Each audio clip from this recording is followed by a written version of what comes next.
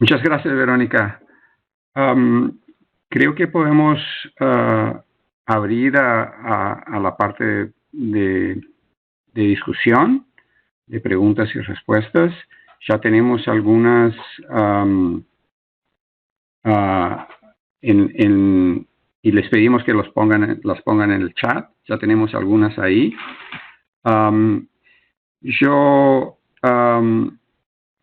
quería informarles que las presentaciones y los documentos mencionados están disponibles en la página de Salud Derecho y ustedes las pueden acceder ahí ya y les haremos llegar también información sobre la grabación de esa sesión que también está siendo hecha.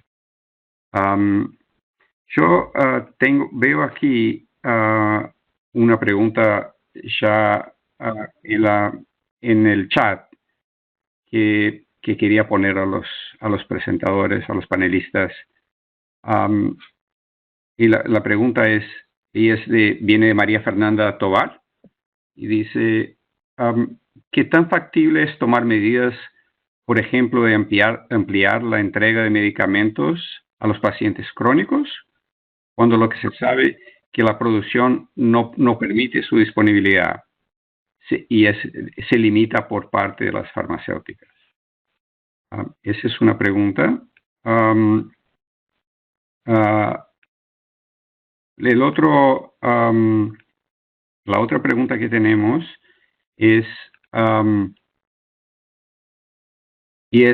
fue hecha en particular para Augusto. Los países que no tenemos capacidad de producción de medicamentos de alta tecnología preguntan si se podría otorgar una licencia obligatoria a una fábrica de un tercer país en caso de la emergencia. Pero para eso necesitamos que el tipo de agotamiento sea internacional y no agotamiento nacional. Esa es una pregunta. Yo empezaría con esas dos mientras esperamos más preguntas de ustedes. Gracias.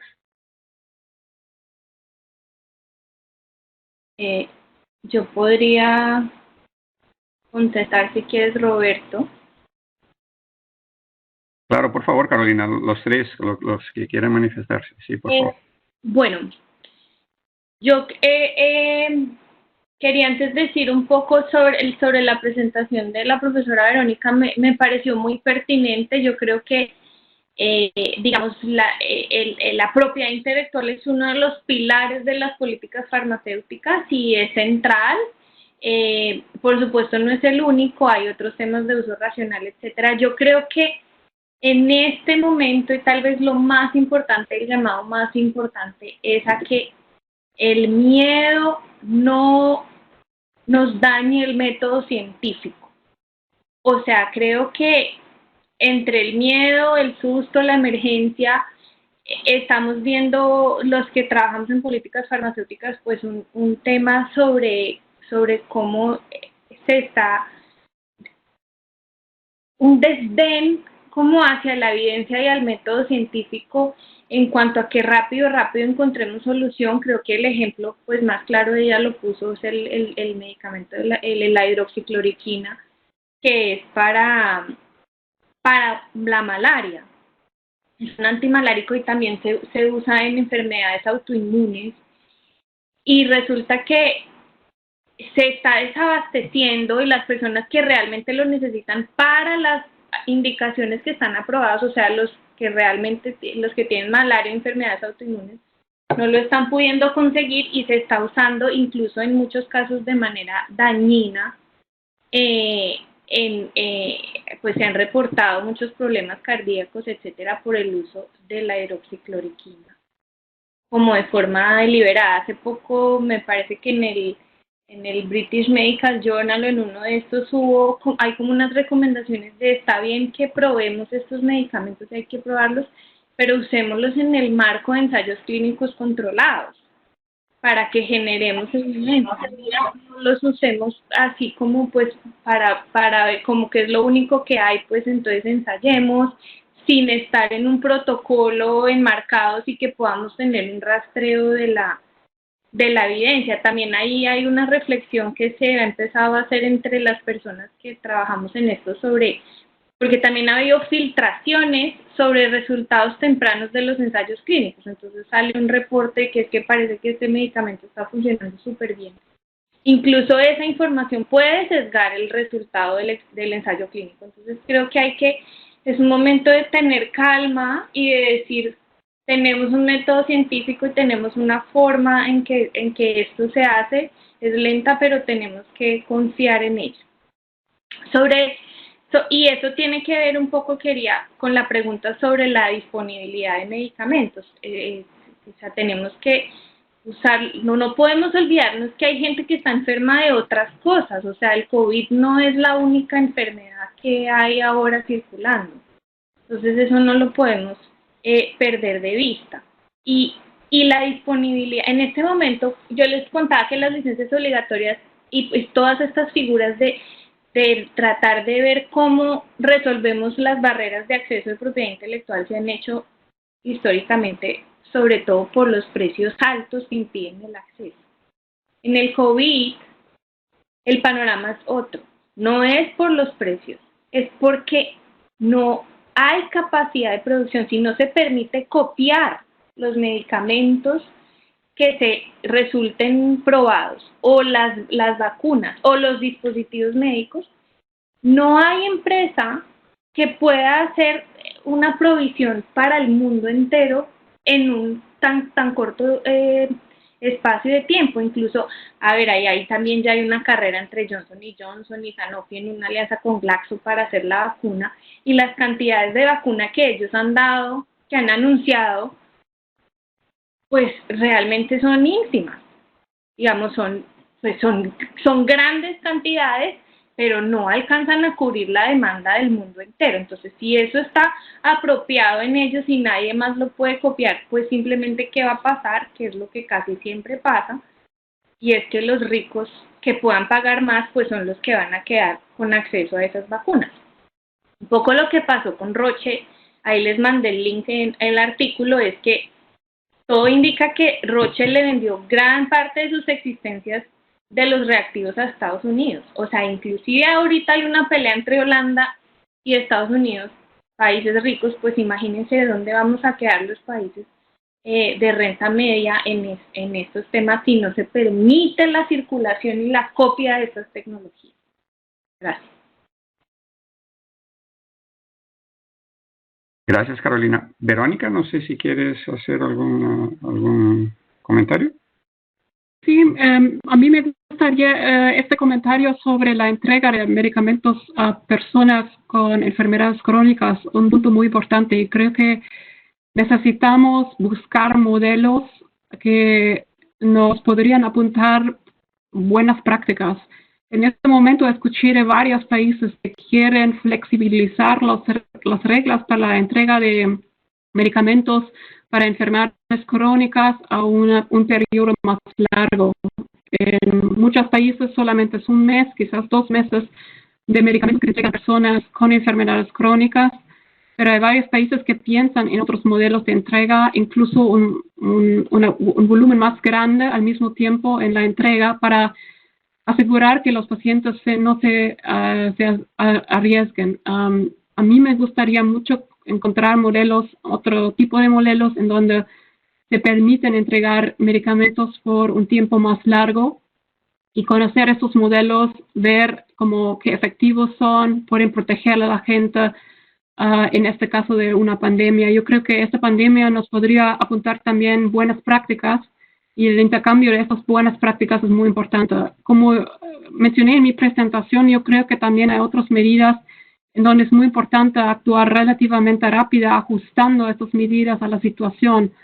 Y en este momento me parece que hay una falta, pero si la audiencia tiene otra opinión, me gustaría escuchar eso. Pero a mí me parece que es una falta de una plataforma en donde rápidamente se podría intercambiar buenas prácticas, que se podría mostrar con datos de los países que ciertas acciones sirven para, por ejemplo, flexibilizar reglas de entrega de medicamentos a otros y para enfrentar esta crisis. Pero como mencioné, que también mi invitación a la audiencia de intercambiar estas prácticas, porque creo que en este momento muchos gobiernos están en la búsqueda de cómo ajustar reglas para esta situación. Gracias. Roberto. Sí, Augusto, adelante, por favor. Tudo que se falou acá é muito importante, é ponto de vista que temos que ter. Eu penso que o cenário de fabricação de produtos tecnológicos e inovadores não vai cambiar com a situação de pandemia. Aquelas empresas que detêm poder econômico, que estão em países que detêm poder econômico, vão continuar a serlo. Isso não vai cambiar. O que pode cambiar é que os acordos da Organização Mundial de Comércio, eu não sei o caso de outros países de Latinoamérica, mas em Brasil o acordo para funcionar, para proteger patentes, por exemplo, tem que ter uma lei federal nacional aprovada em Congresso. E nós temos isso acá. Eu não sei como é a situação legal de outros países da região. Pero o que nós temos que pensar é que este cenário de quebra de proteção, eu penso que pode ter alguma pressão sobre as empresas farmacêuticas, mas não vai ser resolutivo para o problema. O que nós temos que pensar é num cambio de forma de fazer política de ciência e tecnologia na região.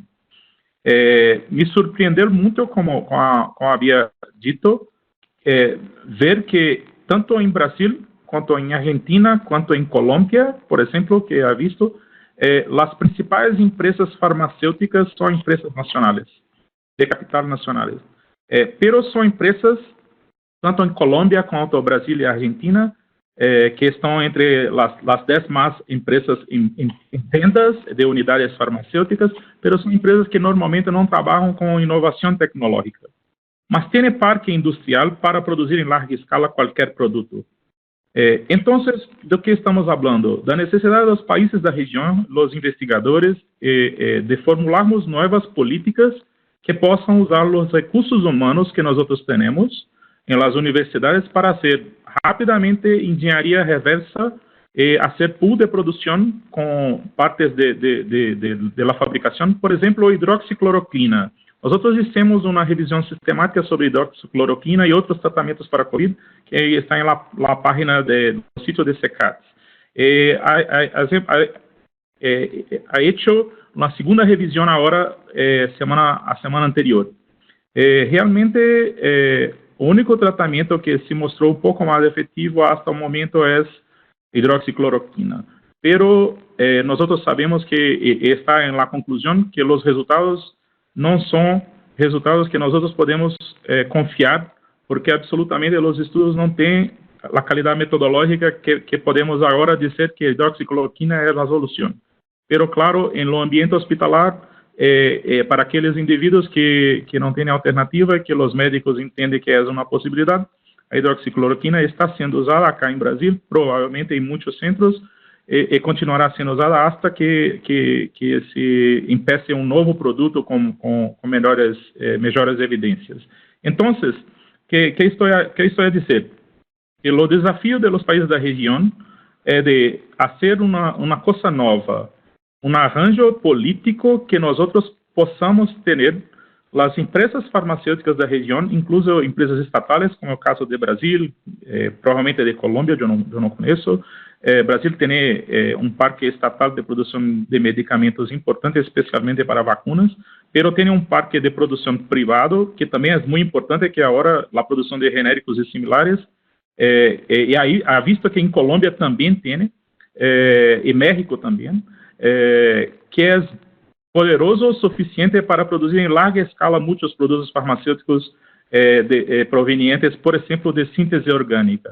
O problema é, nós temos capacidade, mesmo não tendo uma lei de proteção intelectual, mesmo que esta lei não esteja impondo sus acciones sobre los países. Nosotros tenemos capacidad de producir, porque nosotros sabemos que la población de China, Rusia, Europa, Estados Unidos, tiene mucho más plata y poder económico para comprar estos productos. Entonces, todo lo que hablamos sobre esto no va a hacer ningún efecto, porque de fato, si nosotros no podemos solucionar los problemas de producción local con nós mesmos, provavelmente não teremos o acesso tão rápido às festas we need. Esto é fato que nós temos que considerar. Então, deixo a pergunta que está na hora, talvez essa pandemia possa criar uma oportunidade de criarmos uma política, um arranjo de produção envolvendo fabricantes locais na região que possam suprir. A exemplo do que este colega perguntou sobre se o país poderia comissionar a produção em outro país, claro que sim. O acordo general TRIPS, em linhas generais, há salvaguarda para todos os países de exclusão de proteção de direitos de intelectuais e qualquer patente quando há questões envolvidas em saúde pública. Isso não há dúvida. ¿Por quê? Porque a Organização Mundial de Saúde ha decretado uma pandemia. Então, todos os países podem quebrar as patentes. Isso não é o problema. O problema agora é que, se não há produtores com quantidade suficiente para abastecer o mercado, nós podemos começar a produção. E se podemos começar a produção, os estados nacionais e os investigadores se organizarão em torno deste projeto. É isto que nós temos que penso que seria ponto importante para explorar e pensar se podemos começar, porque o fato de pandemia está colocado, isso permite a todos os países que usem mecanismos de salvaguardas que possam quebrar as patentes envolvidas no tratamento de Covid, pero, como ha dito os colegas anteriormente, isso não significa que os equipamentos e os produtos farmacêuticos se quedarão disponíveis para todos nós outros, porque simplesmente não há interesse ou produção suficiente para nos atender. Muchas gracias, Augusto. Jonathan, ¿tú querías decir algo también? Hola, sí, que quería destacar un comentario que hicieron en el chat también. Graciela Melo hablaba sobre, por ejemplo, la importancia del liderazgo regional en este tipo de iniciativas. Yo creo que uno de los grandes problemas que hay hoy para enfrentar esta pandemia es que aun cuando hay unos movimientos interesantes para hacer colaboración internacional, hace falta liderazgo, ¿no? Un liderazgo que, por ejemplo, en el MERS, en SARS, en H1N1 había tenido los Estados Unidos y que ahora pues es un liderazgo que está completamente ausente y que deja casi que a cada país decidir por su cuenta. Entonces, digamos que también en Latinoamérica ha sido difícil encontrar esos liderazgos. Afortunadamente Costa Rica, y como lo mencionaba Carolina, pues ha hecho una iniciativa muy interesante que yo creo que todos los latinoamericanos deberíamos apoyar y subirnos a esa iniciativa para apoyarla, y que la OMS, digamos que sí tenga una voz mucho más fuerte y mucho más específica, no solo la OMS, sino también la Organización Mundial de Propiedad Intelectual, sobre el tema de las flexibilidades. Si bien, por supuesto, como mencionaba Verónica, no es la solución a esto, no es el silver bullet para poder mejorar o pues garantizar el acceso a los medicamentos, sí es importante que se haga una declaración política internacional sobre lo que tiene que ver con la propiedad intelectual y hasta qué punto nosotros podemos mantenernos en este sistema en una situación tan compleja como esta. Desafortunadamente el liderazgo no está, y eso hace tanto en Latinoamérica como a nivel global que este tipo de decisiones estén muy sujetas a presiones políticas que hacen que sea muy difícil que haya una armonización en ese sentido. Entonces yo creo que no podemos olvidarnos que la política es clave en este tema de acceso a medicamentos, y que desafortunadamente va a definir en muchos lugares del mundo quién puede acceder y quién no puede acceder. Aló, yo quisiera decir algo también, comentar. Por favor, Carolina. No, yo creo que, digamos, lo que dice Augusto es muy cierto, en el sentido de que, pues, que tiene el poder lo va a querer tener, y eso es difícil que cambie. Lo que yo creo que sí puede cambiar el COVID es las voluntades políticas.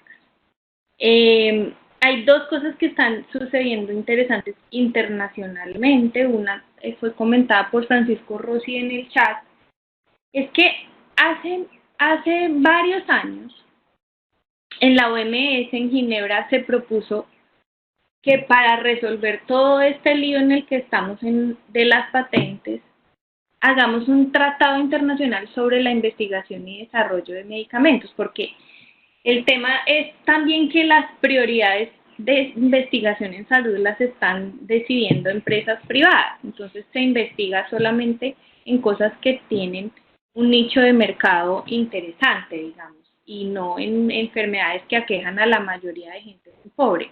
Se propuso eso en Ginebra, en auspicios de la OMS. La OMS puede negociar tratados internacionales.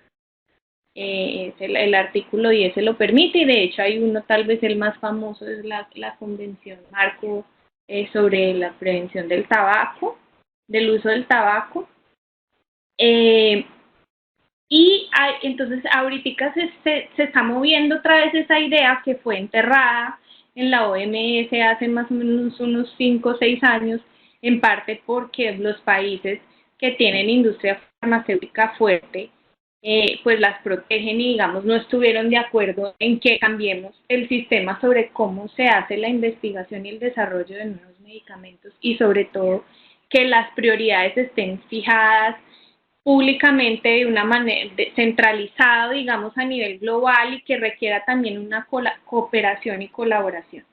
Esa idea está otra vez circulando, es muy importante. La otra cosa que está pasando todavía de forma muy incipiente es en la Organización Mundial del Comercio. Está como sonando que también haya un tratado internacional sobre la circulación de los bienes esenciales en salud. Hay una discusión sobre cómo debiéramos llamar esto, pero que las reglas del comercio para estos bienes también sean distintas y sean,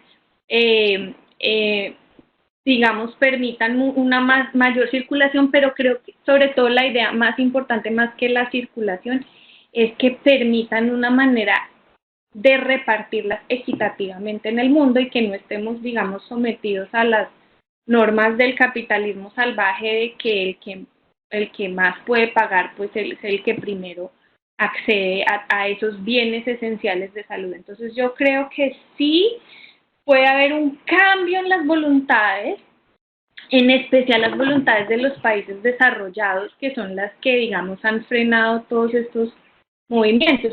Digamos, esto es un problema con el que viene lidiando el mundo en desarrollo y el sur global hace muchos años. Las ideas y las innovaciones y las medidas que en este momento están contemplando los países del norte global son ideas que se crearon en el mundo en desarrollo, que han sido probadas en los países pobres, porque a ellos no les había tocado antes, nunca se han enfrentado a este tipo de problemas. Ahora les está tocando, y yo creo que eso sí puede cambiar las voluntades de los gobiernos. Las empresas, mientras las dejen los gobiernos, se van a seguir portando igual. Entonces acá lo que tiene que haber es un cambio de posturas políticas y de políticas públicas. Gracias, Carolina. Yo quería, hay dos preguntas en el chat que quizás valdría la pena colocar a ustedes. Una fue presentada por Carlos Durán, que pregunta que si en la situación actual de contexto de COVID, si los países podrían reformar sus requisitos de entrada para permitir el registro de biosimilares de manera más oportuna, ¿no? Porque sabemos que hay productos, fármacos, biofármacos que se están generando, y esos los países en general tienen reglamentos muy estrictos para el ingreso de biosimilares. Entonces la pregunta es si se puede relajar un poco esas restricciones. El otro punto que quizás es un tema más amplio que también se han colocado y está muy relacionado con la discusión que ustedes hacían anteriormente, es ese contexto de colaboración, de cooperación internacional, ¿no? Y la capacidad de los países de trabajar de manera, de una manera en cooperación y no solamente mirando sus intereses nacionales, digamos, y mirando desde un punto de vista más global. En esos contextos hoy día de un fortalecimiento, una expansión de los nacionalismos, la pregunta que queda es cuán factible es eso, y hay una pregunta en el chat que quizás sea interesante mirar, hecha por Graciela Melo, que dice, después de esta experiencia, ¿es factible pensar que el mundo cambiará las competencias de la ONU y sus organismos especializados? ¿Es algo que sea probable? Dejo esas dos preguntas por ahora a ustedes.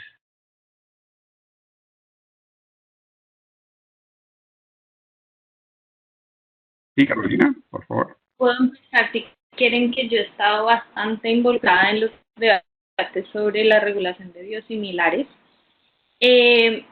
Yo creo que efectivamente eso tiene que suceder, no solamente en pandemia, sino en situación de normalidad. Colombia tiene una regulación bastante progresista en temas de registros sanitarios de biosimilares,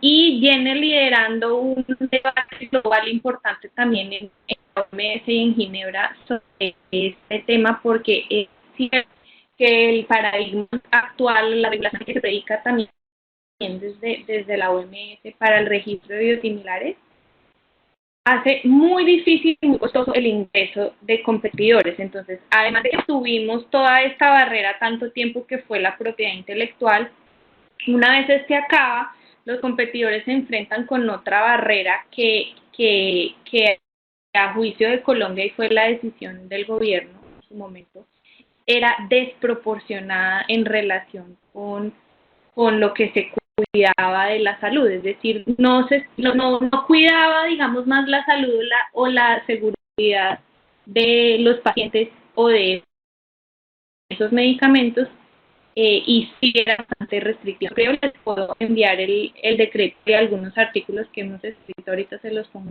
sobre esa regulación, pero definitivamente sí, es cierto que hay varios medicamentos biológicos que están siendo estudiados en los ensayos clínicos para el COVID, y que algunos, como dicen, ya se les está venciendo las patentes, pero tienen toda esta otra barrera bastante compleja de cómo pueden ser aprobados. Está asociada a un tipo de ensayos clínicos que se están exigiendo, que son largos, costosos, y en realidad no generan una información adicional pues que sea muy relevante.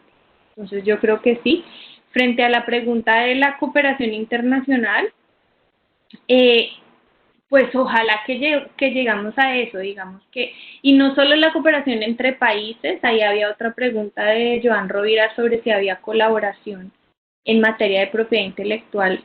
Que yo conozca para hacer licencias obligatorias, por ejemplo, que yo conozca, no hay una colaboración explícita, como que decir, los países, los gobiernos se ponen de acuerdo para hacerlas juntas y digamos, dar la pelea juntos.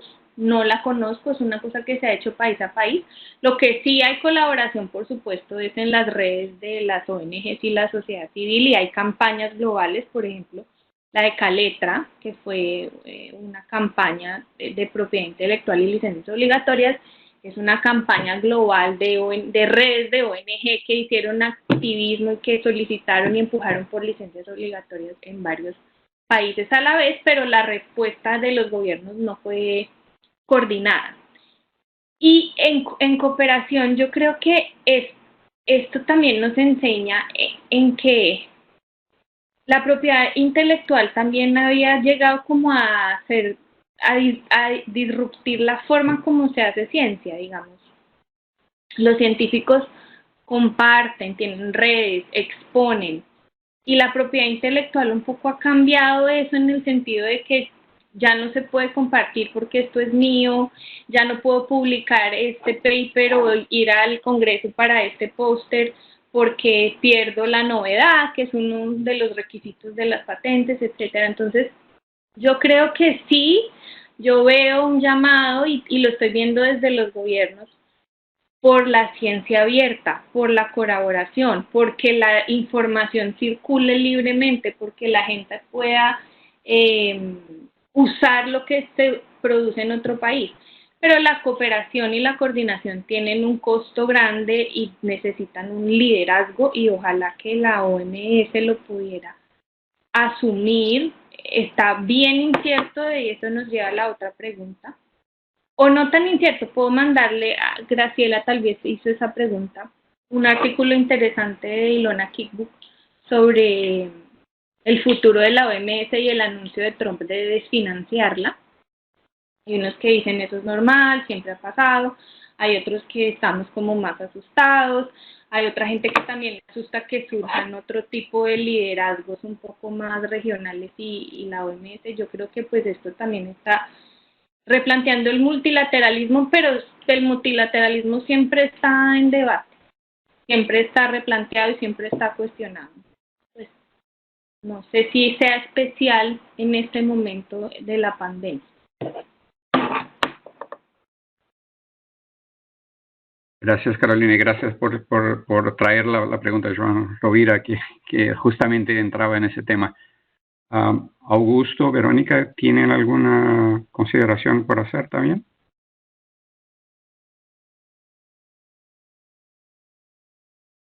Quizás muy brevemente, me gustaría mucho los comentarios de los participantes y una de las cosas que creo que esta crisis nos da a pensar es si se puede tener un nuevo liderazgo en el mundo. Los gobiernos que tradicionalmente han liderado estas discusiones, particularmente sobre la flexibilidad de los derechos de propiedad intelectual, estoy pensando en Brasil, estoy pensando en el rol muy particular de India por muchos años. Vemos que los actores tradicionales no llevan a cabo este papel y espero que tengan otros gobiernos como el ánimo de tomar este papel de más liderazgo a nivel mundial. Algunos gobiernos que tradicionalmente no han liderado estos esfuerzos o han liderado estos esfuerzos no tanto en tan gran medida. Por ejemplo, estoy pensando un poco en Canadá, que tradicionalmente sí implementó algunas leyes, algunos reglamentos, pero quizás podría tener un papel más fuerte en el mundo, igual Alemania, igual Costa Rica, algunos países que ya están empezando de señalar a otros países que hay otras maneras de promover el acceso a medicamentos. Y eso podría ser una oportunidad, esta crisis podría ser una oportunidad. Otros países son realmente líderes en este tema. Gracias. Gracias, Verónica, muchas gracias.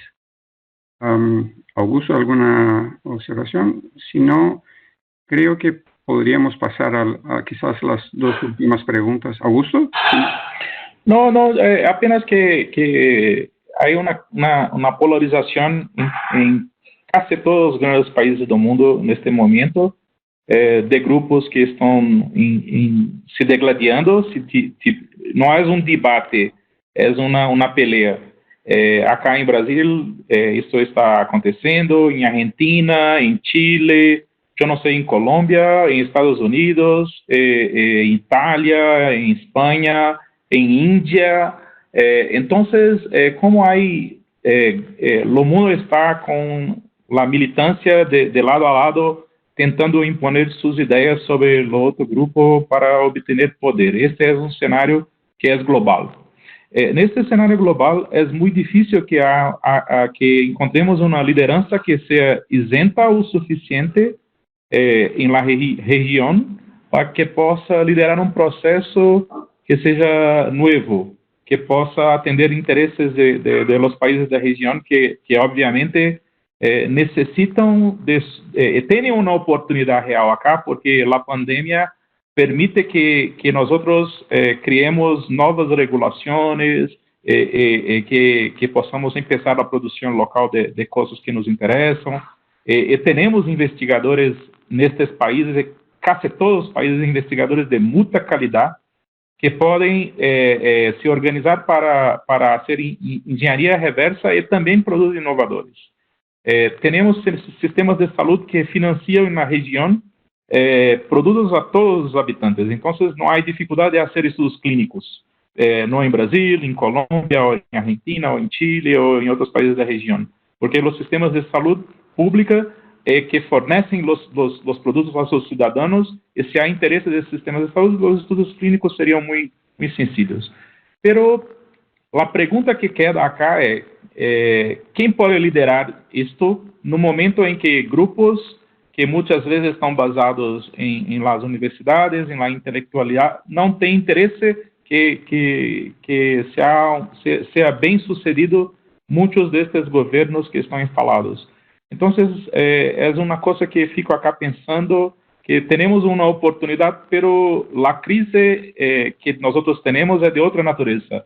É uma crise de ideias, ideológica. E que isso que está nos impedindo, provavelmente, de avançarmos neste momento que é muito problemático, muito difícil para todos nós, mas que também é uma oportunidade que podemos fazer coisas juntos, para um novo projeto para a região.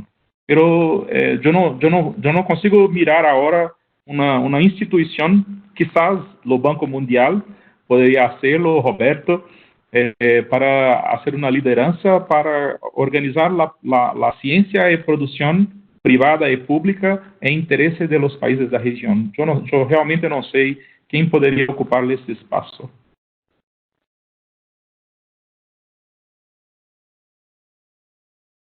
Esa es una pregunta difícil, ¿no? Yo creo que hay un vacío de liderazgo complicado en el mundo hoy día, pero creo que ese es lo que han puesto los 4 presentadores hoy, ¿no? Yo quería... hay una pregunta que quizás sea un poco específica, pero es bien interesante, que la hizo Jaime Spin. Y él pregunta, aparte de licencias obligatorias, ¿han habido otras iniciativas en la región con relación a los derechos de propiedad intelectual que hayan ocurrido en el pasado y que puedan servir para la situación actual? ¿O hemos solamente lidiado con temas relacionados a licencias obligatorias? ¿Hay otras experiencias que podríamos aprovechar? Sí. Por el chat, pero buenísimo que lo puedo hablar y no escribir. Hay 2 experiencias que son emblemáticas de América Latina y que se han tratado de replicar en el mundo. Uno es la anuencia previa de Brasil. La anuencia previa es una figura...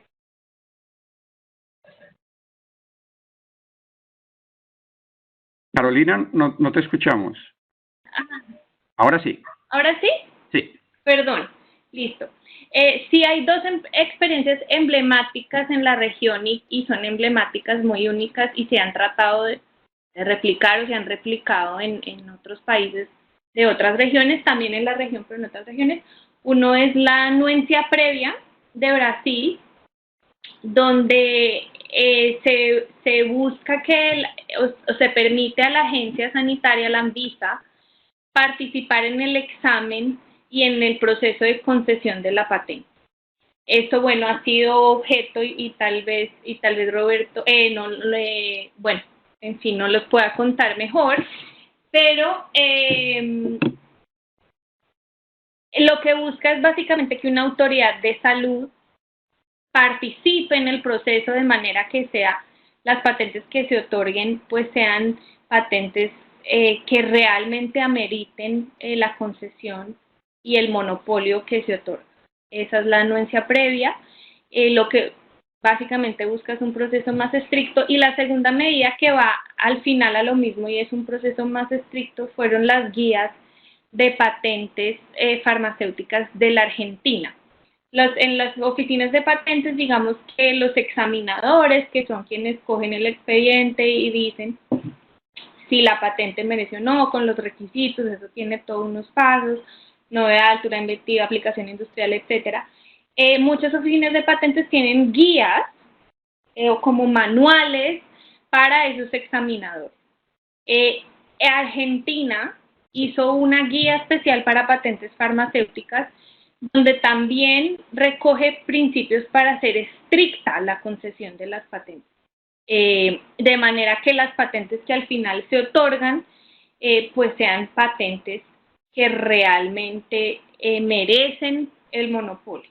Estas son tal vez las dos medidas más importantes que hay en la región y que pueden servir a otros países en el mundo actualmente, pero claro, esas son cosas que suceden antes de la concesión de la patente. Ya una vez la patente está concedida, pues digamos que las dos medidas que se han usado principalmente, después de que está concedida, son las licencias obligatorias y el control de precios, que es la otra medida que también se ha usado en la región. Colombia lo usa mucho, otros países.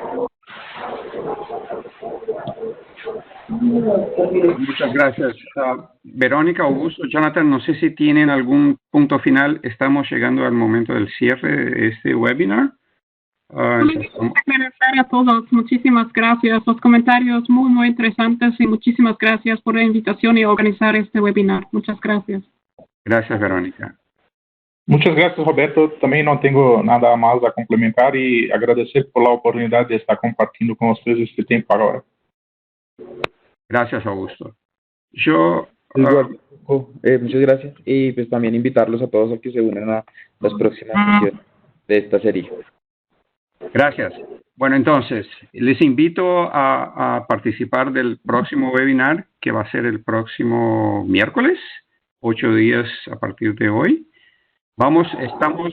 Grabamos esa sesión, vamos a editarla y disponibilizar en la página de Salud Derecho, así que ustedes tendrán acceso a las presentaciones verbales y visuales. Los materiales que fueron utilizados y mencionados aquí en ese webinar también están disponibles en la página de Salud Derecho, entonces les invito a entrar en la página de Salud Derecho. Quería realmente agradecer a la presencia de todos, a la gran cantidad de preguntas. Desafortunadamente no alcanzamos a contestar a todas, pero ustedes tendrán los correos de los panelistas y pueden hacer sus preguntas ahí directamente a ellos. Finalmente, quería nuevamente agradecer a todos ustedes por su participación y nos vemos en el próximo día 29 de abril. En nombre de los organizadores, Salud Derecho, de Justicia, la Universidad Nacional, les agradecemos su participación y hasta breve. Y por favor, manténganse sanos y con cuidado. Muchas gracias.